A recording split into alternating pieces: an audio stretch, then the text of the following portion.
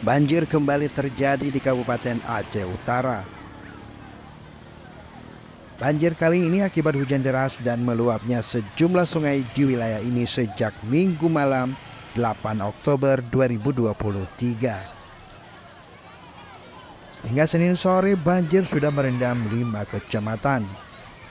Daerah yang dilanda banjir meliputi Kecamatan Sawang, Samudra, Matangkuli, Perak Timur, dan Kecamatan Tanah Luas. Banjir merendam permukiman penduduk, jalan lintas, dan lahan pertanian. Akibatnya, aktivitas warga lumpuh total. Banjir di kawasan Aceh Utara sudah berulang kali terjadi.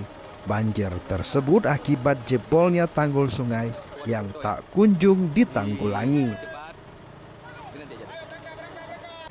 Warga mengatakan banjir terus bertambah sejak siang, padahal sehari sebelumnya banjir sudah surut.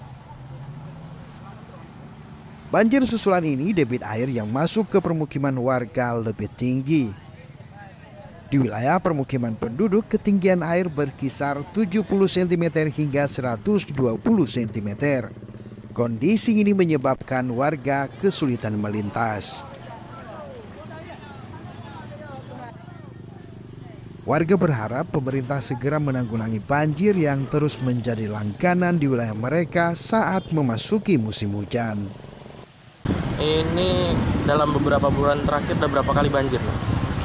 Tiga kali sudah.